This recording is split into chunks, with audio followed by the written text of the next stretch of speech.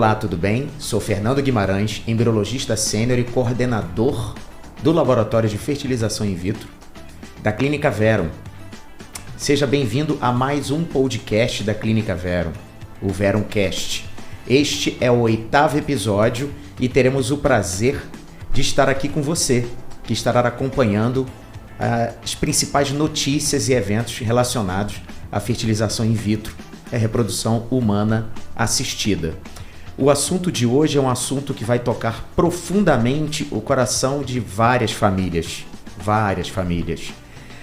que é a doação de óvulos. Nós vamos bater um papo sobre esse tema que é tão intrigante, tão importante também para diversas famílias que procuram e têm esse desejo de ser pais e de ser mães, tá?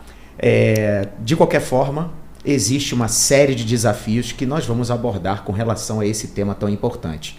E para a gente começar aqui, o mais importante de tudo é que você que está conosco, você possa se inscrever no canal, ativar o sininho das notificações e compartilhar esse assunto com aquela pessoa que você mais gosta, tá certo? Bom, hoje temos conosco dois grandes especialistas na área de reprodução humana assistida e diretores da Clínica Verum, Dr. Vinícius Medina Lopes e Dr. Jean Pierre. E também temos hoje uma pessoa muito especial, a Karina Steiger, que está aqui conosco, tá? Que vai compartilhar a sua experiência pessoal e, claro, uma experiência inspiradora para tantas outras mulheres que têm esse desejo de ser mãe através do procedimento de doação de óvulos. Gente, obrigado, boa noite, obrigado por vocês estarem aqui. Dr. Vinícius, Dr. Jean, gostariam de fazer uma apresentação rápida? Bom, Fernando, eu trabalho com reprodução assistida tem um pouco mais de 20 anos, sou diretor junto com meu amigo Jean Pierre da clínica. E estamos aqui para tirar as dúvidas de vocês. Eu fiz minha residência médica aqui em Brasília, na UNB, meu mestrado também na UNB, e sou diretor da Sociedade Brasileira de Produção Humana. Então... Dr. Jean? Bom, eu sou o Dr. Jean Pierre, diretor clínico do Instituto Verum, e é isso, vamos conversar um pouquinho sobre doação de óvulos hoje. Sentimos bem à vontade para falar desse assunto, que é o nosso dia a dia. Ok. Karina, seja bem-vinda. Se você quiser falar um pouquinho sobre a sua jornada, estamos aqui para te ouvir também e para aqueles que estão nos acompanhando. Olá, tudo bom, pessoal? Eu sou a Karina, mamãe por óvulos doados, do Henrico, que está aí completando esse ano de 2024, 6 aninhos.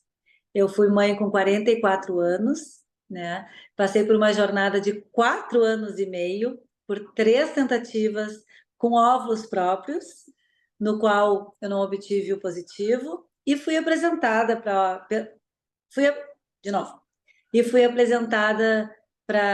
ser mamãe por óvulos doados, quando eu já estava quase desistindo do processo, e aí eu, graças a Deus, consegui enxergar a ovorecepção com olhos de gratidão, né? Depois de uma jornada completamente silenciosa, em tempos com escassez de informação total, 2014 a 2018, nós não tínhamos informações de qualidade tão disponíveis como hoje em dia nós temos. Nós não tínhamos podcasts como esses, nem lives, né? Então, a gente não tinha nenhum momento de troca e partilha com pessoas que tinham passado por essas situações todas. Então, a nossa jornada foi muito solitária e bastante silenciosa. Mas, graças a Deus, hoje, né, doutores, isso está modificado, né? Muito bom, gente. Então, obrigado, Karina. A gente vai começar aqui com o nosso bate-papo, né? E eu vou começar com o Dr. Jean. Tá certo, doutor? Para a gente começar, será que você poderia explicar para a gente, para quem nos ouve, que é esse pessoal que nos ouve aqui agora, o que é a doação de óvulos? O que é a doação de óvulos e em quais casos existe a indicação para esse procedimento? Bom, Fernando, é bem importante a gente entender o que era uma doação de óvulos, né? Que é um procedimento em que a mulher doa né, os óvulos para serem utilizados por uma outra paciente que deseja engravidar, mas que por alguma razão ela não consegue utilizar seus próprios óvulos, tá certo? Várias são as indicações, as principais que a gente vê naquelas pacientes que podem ter, seja a quantidade ou a qualidade, que não são compatíveis no processo de fertilização in vitro, que você necessita desta utilização de um óvulo doado. Naquela situação em que nós temos a presença de doenças genéticas que a mulher pode transmitir, né, para o seu filho, e que, consequentemente, a presença desse óvulo doado que vem de uma mulher sem esse distúrbio genético pode favorecer a possibilidade de uma gravidez saudável. Uma outra situação são aquelas pacientes que também sentiram outro cenário que é também muito forte, são aquelas pacientes que sentiram o gosto amargo da, vamos dizer, no popular, a menopausa precoce, né? Em que a possibilidade de gestar a sua função reprodutiva, ela cessou antes do esperado. Perfeito, doutor. E doutor Vinícius, como a Clínica Verum e, claro, outros centros especializados têm contribuído para tornar esse processo mais acessível e também mais humanizado? Bom, Fernando, mais acessível e humanizado. Então, mais acessível, vamos falar de acessibilidade financeira. Um dos pilares do FIRST Group, claro, o Instituto Verum fazendo parte do FIRST Group, é democratizar os tratamentos de reprodução assistida. Então, permitir que casais façam. Isso através de programas de facilitação de pagamento dos tratamentos, e outro é através de um projeto social que nós já temos desde a fundação da clínica, que é o projeto Ser Mãe. Essa é uma das maneiras de tornar o processo mais acessível, que a gente sabe que o tratamento de fertilização in vitro já é caro, e de fertilização in vitro com ovos doados, né, a Karina deve saber disso, é mais caro ainda, né? Então, além dessa acessibilidade financeira, nós temos a questão da acessibilidade aos próprios óvulos. Então, hoje a gente vive aqui no país uma dificuldade muito grande de encontrar esses óvulos. Então, nós temos já a utilização de bancos de óvulos, inclusive internacionais, né? Estamos montando aqui, vamos tentar criar o nosso próprio banco de óvulos do FIRST Group, né? Mas utilizamos, então, óvulos internacionais. Utilizamos também o processo de doação compartilhada de óvulos, que é uma maneira que uma mulher vai fazer o tratamento em reprodução assistida, porque ela é infértil, ou até porque ela quer congelar os próprios óvulos, e ela doa metade dos óvulos captados. Então ela fica com a parte e doa para outra parte para a receptora. Então esse programa é muito forte aqui em Brasília, né, da doação compartilhada de óvulos. E outra que está crescendo muito, desde da última resolução do Conselho Federal de Medicina, é a doação altruística. Então, na falta de óvulos, às vezes na falta de doadoras para essas receptoras, os próprios receptores podem trazer uma amiga, uma parente, alguém, né, para doar ovos para uma outra pessoa, e essa outra pessoa trazer uma doadora. Então, assim, a gente vai formando um grupo de pacientes para formar doadoras e mais receptores para poder realizar mais tratamentos. E sobre a humanização, nós temos equipe multidisciplinar, com psicólogo, com nutricionista, para estar sempre acolhendo muito essas pacientes que muitas vezes, né, a maioria das vezes, quando chegam, já chegam muito fragilizadas. Tá certo. E Karina, você falou um pouquinho da sua história, né, mas a gente gostaria de escutar sobre essa história tão inspiradora, né? Você poderia compartilhar um pouco dessa sua jornada como tentante e como é que foi a decisão de seguir com o procedimento de doação de óvulos na época? Teoria que não existe uma receita de bolo, né? Certo ou errado. Eu acredito que a maneira como a gente conta para nós é a maneira como a gente vai contar para os nossos filhos, né? E eu acredito muito nisso. Então, lá em casa, é tudo muito orgânico, tudo muito verdadeiro. Mas a gente escolheu esse caminho, eu e o Pedro, lá atrás, né? Quando a gente resolveu pedir uma ajuda financeira, porque a minha jornada, ela teve muitos altos e baixos, é uma montanha-russa de sentimentos. Mas além do sentimento, que pega muito, né, nessa decisão importante e difícil, o fator financeiro, como o doutor Vinícius falou, é um determinante, né? Às vezes é um grande impeditivo das jornadas né? A gente saber que tem uma barreira financeira, porque a gente não sabe quanto tempo a gente vai caminhar nessa jornada. Se é 1 ano, se é 5 anos, se é 10 anos, a gente não tem essa noção. Então, na nossa caminhada, minha e do Pedro, uma coisa que pegou muito foi o fator financeiro, né? A gente já vinha de 4 anos aí de tentativas com óvulos próprios, a gente passou por todas as etapas, desde o coito programado, indução com medicação, até chegar à FIV, né? A fertilização in vitro com óvulos próprios. Então, quando nós chegamos no óvulo doado, a gente já estava sem condições financeiras para um tratamento, né? Que é um custo mais elevado, é um investimento, né? Então, voltando à pergunta, a gente, além de toda a parte emocional, a gente tinha essa barreira financeira, que fez com que a gente pedisse, para quem não conhece a minha história, o Henrico tem de 218 de tios de alma, que eu chamo pessoas que nos ajudaram financeiramente para ir para a Espanha na época, que nós fizemos, né, na Espanha, a nossa alvo-recepção. Então, o que que acontece? Foi muito difícil a gente pedir ajuda financeira para as pessoas e elas ajudarem por uma coisa que elas não sabiam nem que existia. Então, além de eu pedir essa ajuda, eu tinha que explicar o porquê que era, né? Eu tinha que dizer, olha, eu quero ser mãe, o Pedro quer ser pai através de óvulos doados. Óvulos de quem? Ah, óvulos de uma pessoa, de uma mulher jovem, anônima, né, que vai me ajudar nessa busca do neném em casa. Tá, mas e vai ser a mãe, essa mulher? Digo, não, gente. Então, eu tinha que explicar a ovorrecepção em tempos que eu não tinha tanta informação. O Google me ajudava a tirar as minhas dúvidas, a minha psicóloga, né? O meu médico, dentro do possível, mas a gente não tinha com quem conversar sobre isso.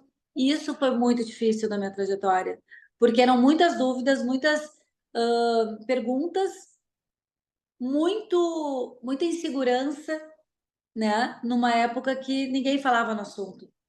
Então, quando nós pedimos ajuda para a nossa família, para nossos amigos, amigos de amigos, para a gente poder ter a outra parte do dinheiro, porque a gente só tinha um pedaço do dinheiro, né? Faltava outra, mais da metade faltava.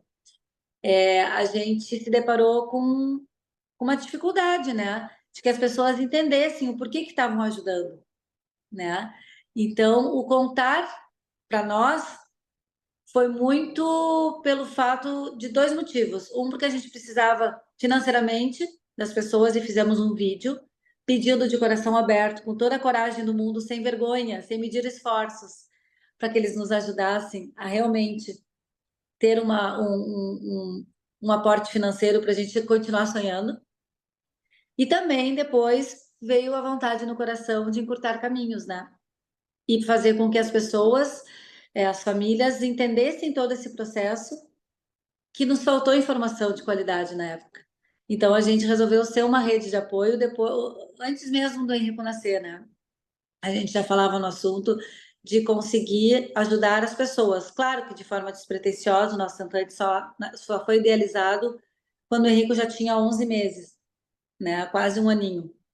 Mas mesmo na barriga, a gente já tinha a vontade no coração de ajudar as pessoas, de dar informação, de ter um momento de partilha. As pessoas, depois que viram o nosso vídeo, que parou no Fantástico, a gente fez uma reportagem linda, né? A série foi Fertilidade na época.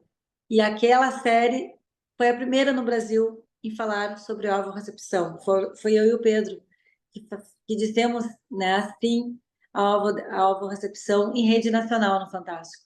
Então, isso fez com que as pessoas soubessem da nossa história e ficou pública, né? Mas isso é a nossa história. Aí entra o que eu vou falar, que é muito individual, é muito uma decisão do casal de falar ou não, de contar ou não para a família, para os amigos, para o próprio filho ou a própria filha, né? Não tem um certo e um errado. A gente só precisa elaborar esse luto dentro do nosso coração, que eu sempre digo para as famílias tentantes, para poderem ressignificar, porque é difícil a gente ter que escrever um novo capítulo da nossa história. A gente nasce querendo ter filhos na hora certa, quando acaba ali de tomar o anticoncepcional, né? Não estou mais tomando, vou engravidar. Só que não é sempre que acontece isso. Uma pessoa a cada 6 é infértil no mundo em idade reprodutiva. Então, eu caí na estatística, né? O que eu não imaginava é que isso ia acontecer comigo de uma maneira tão longa, né? Mas eu entendi, né, que a infertilidade era uma doença que eu precisava tratar, que eu precisava procurar uma ajuda de um médico especialista para que eu conseguisse enxergar, né, a ovorrecepção, principalmente, com esses olhos de gratidão que eu chamo, né? Eu entendi o processo, eu entendi que com 65% eu ia conseguir ser mãe, contra menos de 5% com a minha idade avançada, porque o meu diagnóstico era idade avançada, né? Eu gerava bons embriões, aparentemente, né? Eu chegava aos estágios de blastocistos, que quem não sabe é um estágio, melhor estágio para a gente fazer a transferência embrionária. Só que eu não tinha qualidade nos óvulos, eu estava com os óvulos com idade avançada.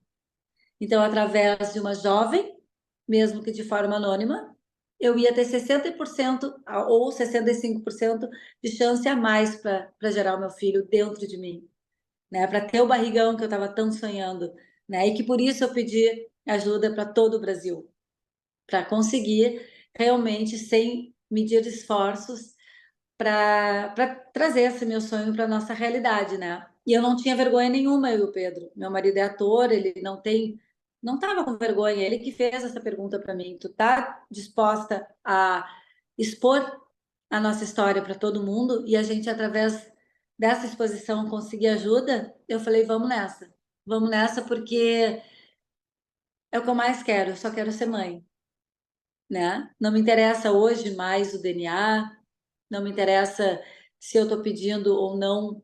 Eu não tenho essa vergonha. Eu quero ser mãe. E ali eu entendi, né, que com essa ajuda a gente conseguiria continuar sonhando, porque a gente estava quase que desistindo nesse momento. Parabéns, Karina. Eu sou um fã seu, porque há tanto tempo você já vem com esse seu projeto do Nós Tentantes e você abrindo isso, falando, quebrando esse tabu, porque infelizmente, apesar desse grande trabalho seu e a gente colocando isso na imprensa, ainda tem pessoas famosas que acabam negando o processo, mas graças também a esse processo seu de estar compartilhando essas informações com as pessoas, a gente também tem atrizes como a Viviane Araújo falando que fez tratamento com ovo doado. Isso é muito bom, uma pessoa pública, né, abrindo isso, colocando que existe essa outra maneira também de ser mãe, né? Parabéns, Karina. Eu sempre falo que existem várias formas de gerar amor, pessoal. A gente precisa só trazer informação de qualidade para dentro da nossa jornada e entender, esclarecer, porque a dúvida nos atrapalha muito, né? Fazendo com que a gente traga informação de qualidade, a gente perde o medo, não totalmente, né? Porque o medo faz parte de uma caminhada. Não existe uma tentante que diga, não tenho medo. Vai com medo mesmo, eu falo, sabe? Mas é esclarecedor, é um divisor de águas a informação de qualidade. Por isso que eu acho que esses podcasts como o nosso são muito importantes para a gente desmistificar, né? Não só a recepção, mas como todas as outras formas de a gente trazer esse sonho para a nossa realidade, porque muitas pessoas não conhecem o que a gente está falando.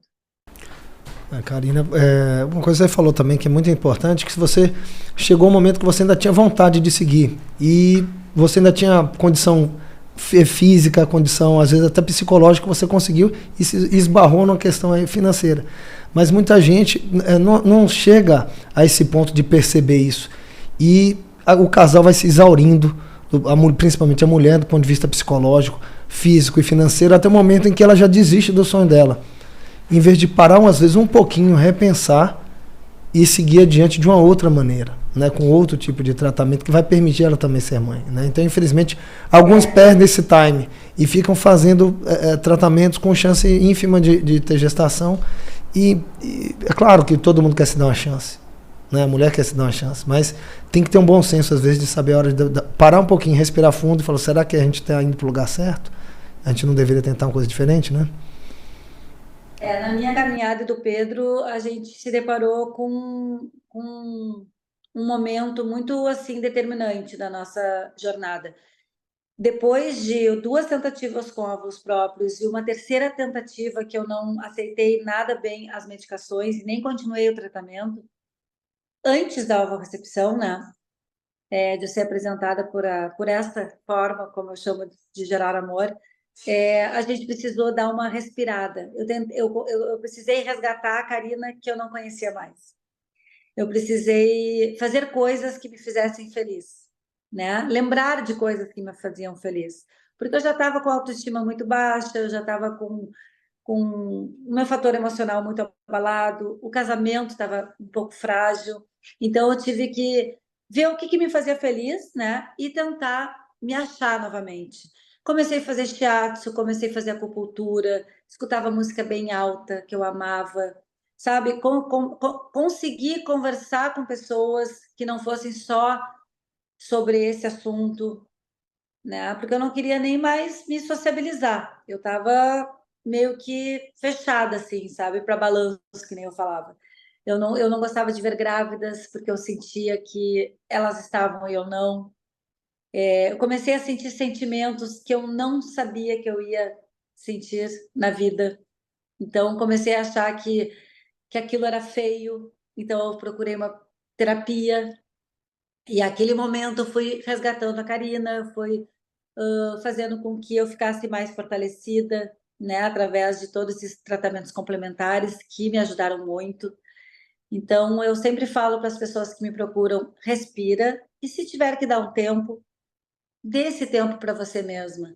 Porque não quer dizer que você vai desistir, você vai só tomar um fôlego. E às vezes isso é necessário. E não tem que ter vergonha disso, né? Isso faz parte da nossa jornada. Às vezes a gente precisa desse tempo para voltar mais forte, né? Para essa caminhada que é tão difícil e tão repleta de obstáculos, né? Dos mais variados possíveis. Karina, então, era até uma pergunta que eu ia fazer para você com relação a esses obstáculos, né? Esses desafios, essas dificuldades que vocês enfrentaram nesse processo, né? Você já comentou sobre a parte financeira e eu acho que também sobre a parcela relacionada aos seus óvulos, né? A parcela relacionada aos seus óvulos. E aí como é que você teve essa percepção de que agora eu tenho que seguir, ou agora nós temos que seguir por um outro caminho, né? Como é que você teve essa virada de chave, eu diria, ou essa percepção? Eu já tinha esgotado as minhas possibilidades, né? Eu tive condições de esgotá-las. Não é todo mundo que tem, né, essa oportunidade. Tem gente que vai direto para a alvorrecepção por uma menopausa precoce, ou por uma indicação realmente, até pelo fator financeiro, né? Mas como eu já tinha esgotado as minhas possibilidades, porque eu fui tentante por 4 anos com ovos próprios, quando eu cheguei na nova recepção, eu cheguei um pouquinho preparada para o novo. Eu não vou mentir, porque eu tive um baque quando meu médico falou que através de óvulos doados eu poderia aumentar para 60% a chance, né? Eu, na hora, fiquei meio sem saber o que falar, não entendi direito, nunca tinha escutado a palavra ovo doação ou ovo recepção, então era muito novo aquilo para mim. Eu me lembro como se fosse hoje, eu voltei para casa meio assim catatônica, assim, e fui estudar o assunto. Fui no Google estudar, né? E quanto mais eu estudava, mais confusa eu ficava. Então, eu também tive que elaborar lutos, eu também tive que entender sobre isso, pelo menos um pouco, para tomar essa decisão. Tentei falar com 2 pessoas que eu sabia que tinham feito ovorecepção, e elas não me falaram, não me confirmaram que eram mamães por óvulos doados. Eu não fui adiante, né? Não quis passar daquele limite ali. Então, eu não tive essa troca, né? De uma pessoa dizer assim, eu sei o que você está passando. Eu sei quão difícil é abrir mão do nosso DNA e me faltou essa mão que eu dou hoje. Me faltou essa mão. Mas, ao mesmo tempo, o meu marido, Pedro, uma coisa muito importante que aconteceu na nossa jornada foi que com óvulos próprios, o Pedro estava sempre dizendo para mim uma frase que me fazia muito triste. Ele dizia: tu está muito ansiosa, tu está muito nervosa e eu tenho medo que não dê certo. E quando a gente foi para a ovorecepção, o Pedro virou outro parceiro. Parece que nasceu um Pedro novo, tá? Eu que ia mais atrás da informação, sim. Mas quando a gente entendeu o processo de óvulos doados, a chave dele virou total, que não tinha virado ainda. Então, foi muito importante a parcela dele de dizer assim para mim, em vez de falar assim, não vai dar certo porque tu está muito estressada, tu está muito ansiosa, ele mudou o discurso dele. Ele falou assim para mim: eu acho que através de óvulos doados de uma jovem, a gente vai conseguir ser pais. Porque a gente está aumentando para 60%. Vamos nessa, vamos que vai dar certo. Ali eu não vou nunca esquecer que parece que saiu um peso dos meus ombros. E ali entrou um novo cenário de otimismo, de esperança. Na verdade, foi essa a palavra. Eu enxergo a ovorecepção com um olhar de esperança também, né? Porque com 44 anos eu ser mãe e gerar o meu filho foi muito, muito bom. Mas eu acho que a virada de chave foi quando o Pedro me disse isso. Vamos nessa que vai dar certo. Eu acredito que dessa vez vai dar. Foi uma injeção de ânimo para mim. Então, eu acho que essa chave foi muito importante. A parcela dele foi muito importante para que a gente conseguisse olhar a alvo-recepção com olhos de gratidão, como eu sempre chamo. Porque eu já estava muito à vontade. Eu não demorei nem 10 dias para dizer que a alvo-recepção seria a minha maneira, né, de gerar. Mas eu volto a falar, a parcela dele, naquele momento, fez com que eu tivesse muito mais esperança do que antes. Um outro olhar, né, Karine? E aí pegando esse gancho dele com relação, do parceiro com relação a ovo-recepção também, a questão da aceitação, né, da ovo-recepção, que pelo que eu percebo para vocês dois foi, depois de um determinado momento, foi muito tranquila. Aí eu sei que você participa de um grupo, de um grupo específico, né, e que você ajuda outras pessoas. O que você diria para outras mulheres que estão pensando nessa opção, ou seja, estão considerando a ovorecepção? O que você falaria para elas? Olha, a minha maior mensagem, eu acho que é isso que eu falei anteriormente, que é o entendimento, tá? No momento que a gente entende a recepção, que a gente traz realmente informações que vão nos ajudar, né? A gente parece que o mundo se abre, porque a alvo-recepção ela é esperança. Ela aumenta as chances de uma maneira muito grande, né? As chances são de 60%. Então, assim, não temos a garantia? Não, mas a gente tem uma porcentagem bem maior. Então, no momento desse entendimento, as coisas vão clareando. Mas eu sempre falo com todas as pessoas que me procuram, é muito difícil a gente dizer sim à alvo-recepção tão rápido, porque a gente precisa elaborar o luto da perda do capital genético. Nós precisamos, isso é um luto e isso é fato, né? A gente na cabeça tem aquela coisa do eu quero parecidinho comigo, tal, não sei o que, quero meus olhos. E a gente não vai ter um filho com o nosso DNA. Então a gente precisa saber o que é mais importante. Então, quando me perguntam, cara, como é que eu vou fazer para elaborar isso? O que é mais importante para você? O que de fato importa na tua vida, na vida do casal, na vida de vocês, né? Seja casal, qualquer configuração familiar. O que é mais importante? Eu faço as pessoas pensarem, porque a minha psicóloga fez essa pergunta para mim na época, o que era mais importante? E eu, aos prantos, eu falei que eu queria ser mãe. Então, quando esse desejo ele é muito latente e está muito acima do medo ou do DNA, porque esse amor é muito mais além do DNA, mas muito mais. Muito antes do encontro dos gametas, muito antes da barriga crescer, a gente já tem esse desejo no coração de ser pai, de ser mãe, né? Então a gente batalha tanto, a gente se doa tanto para fazer esses tratamentos que a gente precisa, né, estar consciente de que a ovorecepção ela é realmente esperança. Agora, não é para todo mundo a ovorecepção.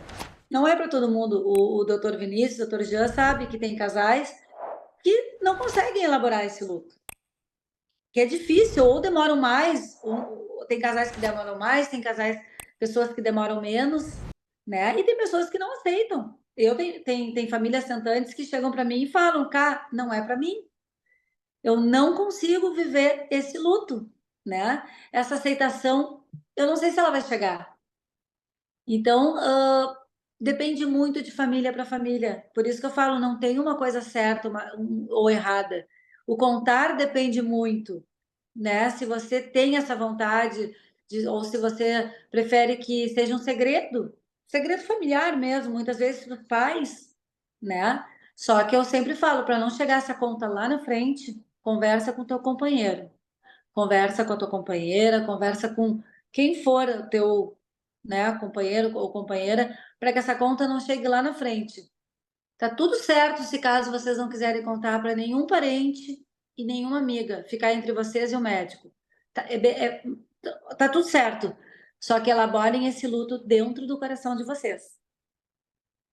Ressignifiquem toda essa história para que lá na frente vocês não sofram mais. Entende? Então tem que conversar, tem que dialogar, tem que tomar as decisões mais assertivas dentro desse cenário que não é fácil.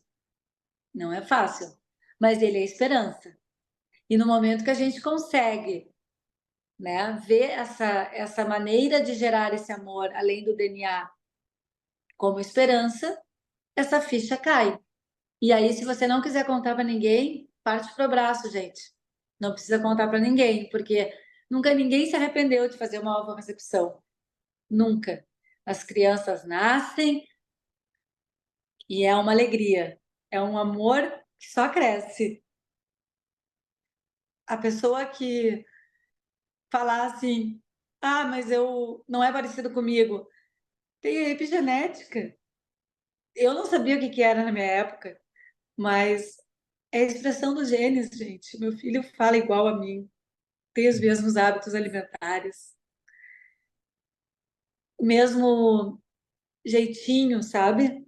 Eu não sabia o que era epigenética na época, mas depois, quando eu soube, eu entendi muita coisa, né? Então, quando me procuram, eu falo assim, gente, não é o que determina, claro, mas tu quer alguma coisa parecida contigo? Quem sabe, né? Quem sabe através das expressões dos genes isso aconteça. E a maior, só para finalizar aqui, a maior sugestão que eu dou para vocês, quando vocês forem escolher uma doadora de óvulos para vocês, abra um leque. Abra um leque. Porque é muito relativo tudo, sabe? É tudo muito relativo. Às vezes a pessoa diz assim, ah, eu quero uma moça de igual a mim. Ninguém é igual a ninguém. Ah, mas ela tem que ter olho verde e cabelo loiro, igual a mim. Sim, e a parcela masculina. E se essa moça tem um marido, por exemplo, que nem o meu caso, que é moreno e, sei lá, meu filho é igual ao meu marido, cuspido. Tem a parcela do companheiro, né, do sêmen. Então, assim, não queira, a gente não pode querer que ninguém seja igual a gente. Escolha uma doadora parecida com vocês. Ah, parecida com fisicamente, né? Mais ou menos assim, a mesma cor de cabelo, mas não precisa ser igual. Se daqui a pouco essa doadora não tem olho verde, pega uma parecida de olho castanho. Então, eu sempre falo que abra o leque, né? E isso ajuda bastante a diminuir o tempo de espera e a gente ser feliz mais rápido. Isso é muito importante e muito bonito na sua história, né? E que você deixa de mensagem para as novas tentantes que estão por vir, né? E aí, dentro desse do que você falou do abre o leque, eu ia perguntar para o Dr. Vinícius o seguinte, né? Quando a gente pensa em abrir o leque de opções, né? qual seria então, dentro desse processo, doutor Vinícius, o papel do médico e de uma equipe que é multidisciplinar durante todo o processo de doação de óvulos? E como é que se trabalha para garantir um sucesso e também o bem-estar dessa paciente que já está tão fragilizada, né?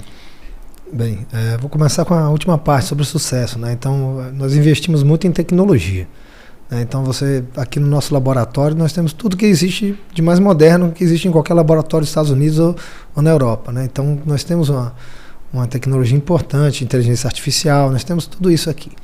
E a respeito do papel do médico e da equipe, né? Então, a Karina falou, mas para o paciente escolher, né? Na verdade, primeiramente, quem é o responsável, né? Segundo o CFM, que é o responsável pela escolha da doadora é o próprio médico, né? Nos casos de banco de óvulos é um pouco diferente, que a paciente tem algumas características, né? Pode avaliar, mas nós, quando vai fazer doação compartilhada e tudo, o médico é aquele responsável. A não ser no caso de doação familiar, né? Quando uma tia escolhe uma sobrinha que vai doar, então ali as características, quem é responsável é a receptora. Quando é a clínica, o médico é o responsável pela avaliação das características físicas, a altura, que obviamente nós queremos o mais parecido com a mãe, mas nem sempre vai dar, né, Karine? Então, tipagem sanguínea, estatura, cor da pele, cor dos olhos, cor, textura do cabelo, nós olhamos essa semelhança. Que não só o médico, mas também uma equipe de orientação que dá o suporte para a gente fazer esse pareamento, né, para encontrar o que é doador, o que é receptora e seguir adiante com o tratamento, né? Então, de uma forma muito, vamos dizer assim, humanizada que nós temos aqui na clínica, né? E a parte importante, e uma outra parte, agora eu passo para o Dr. Jean responder para a gente, que provavelmente, né, e isso a gente já observa de uns tempos para cá, né, e provavelmente pode continuar existindo, mas é o que a Karina colocou muito bem, a informação, né? Então, Dr. Jean, existem muitos mitos feitos em torno dessa questão da doação de óvulos. Então, eu gostaria que você esclarecesse para a gente alguns desses mitos, falar sobre as verdades desse processo. Importante que tanto doadoras e receptoras elas tomem decisões informadas e seguras em relação a esse tratamento de doação de óvulos. Por que eu falo também das doadoras aqui, Fernando? Porque é crucial o bem que ela está fazendo para tanta gente quando ela doa os seus óvulos é fundamental, é maravilhoso, é um ato, porque o ser humano por si só ele é extremamente egoísta, é difícil ele passar adiante a genética dele que não seja para ele mesmo, né? E para a receptora também, saber que está sendo ajudada num momento tão importante é de fundamental importância. E por isso que é crucial a gente, vamos dizer assim, saber de alguns dos muitos mitos que abrangem essa situação. Um dos mitos que eu separei aqui foi em relação a doação de óvulos afeta a fertilidade futura da doadora. A gente sabe que não é verdade, né? Normalmente, a cada ciclo, a mulher já utiliza muitos dos seus óvulos que foram recrutados e que, para ter a ovulação, apenas um vai chegar a esse ponto. E os outros, naturalmente, vão se perder. E a estimulação, né, controlada desse ovário, ele resgata esses óvulos que iam ser perdidos e, consequentemente, vão ser utilizados de forma natural, tá? No processo de fertilização in vitro. A outra situação é em relação, tanto para doadoras também, a doação de óvulos é um processo doloroso e arriscado. A gente sabe que a estimulação ovariana ela pode causar algum desconforto, algum mal-estar, um pouco de alteração de humor, mas nada de alterações graves que venham comprometer esta doadora, né? E para fazer a captação desses óvulos, a gente utiliza a sedação, né? Através da ecografia, vai uma agulhazinha guiada pelo ultrassom lá, e a gente capta, mas sob sedação, então minimiza totalmente o risco de dor nesta paciente. Quando a gente pensa nas receptoras, né, Karina? É importante a gente estar vendo.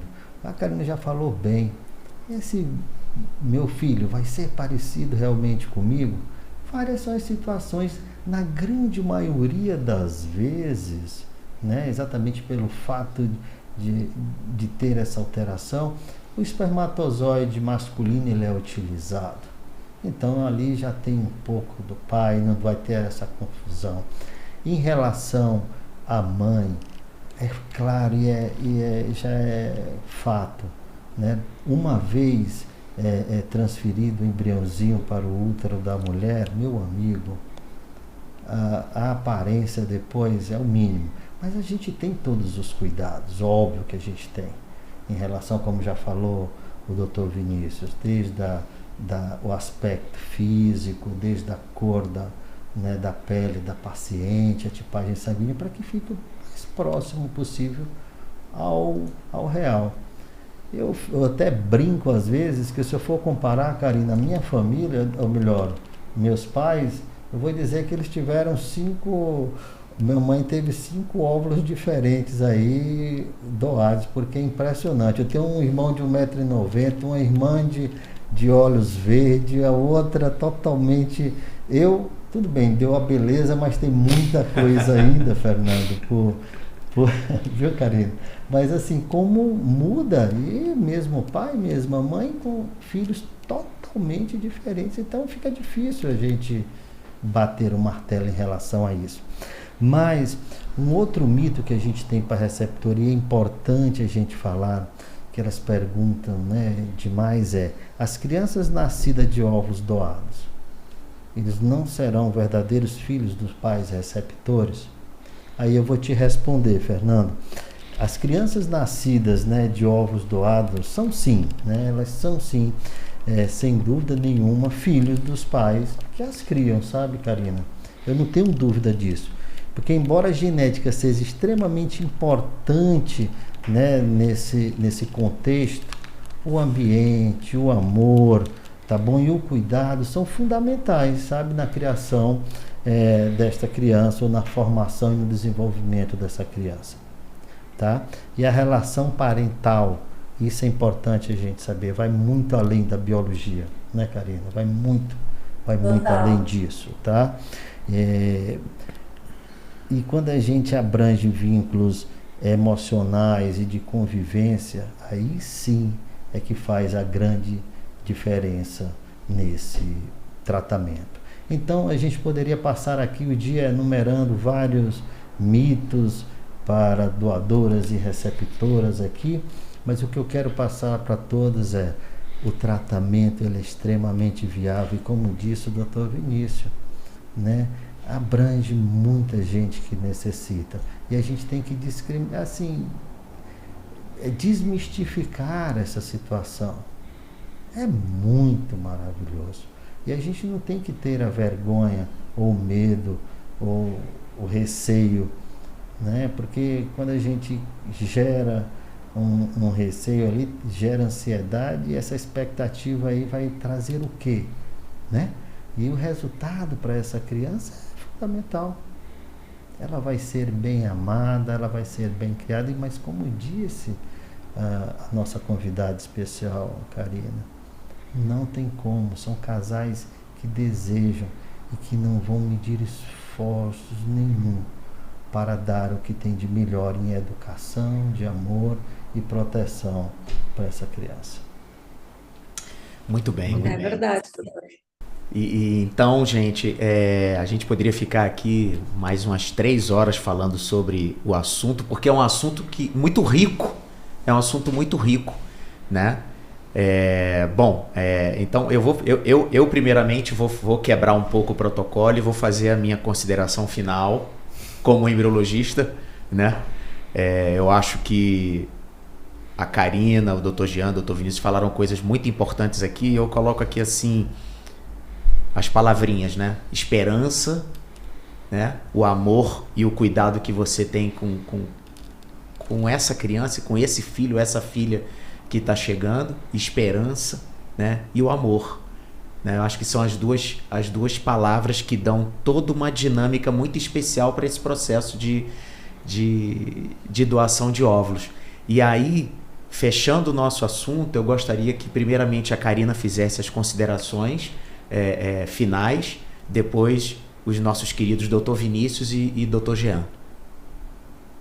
Bom, uma outra palavrinha que eu gostaria de adicionar aqui é a gratidão. Eu e o Pedro, a gente nós somos muito gratos à nossa doadora de óvulos, né? Que foi através desse ato de amor, como eu chamo, né? Dessa generosidade, que nós somos pais desse gurizinho amado que está aqui do meu lado, que é a coisa mais importante para nós, né? Então, é muita gratidão e também pela medicina reprodutiva, né? Porque foi através da medicina que evoluiu muito da ciência, né? Que a gente conseguiu, com 44 anos, que é uma idade avançada, gerar, né? Então, isso é muito bom. Anos atrás, essa possibilidade não existia, né, doutor? Então, é muito bom ter isso a nosso favor, né?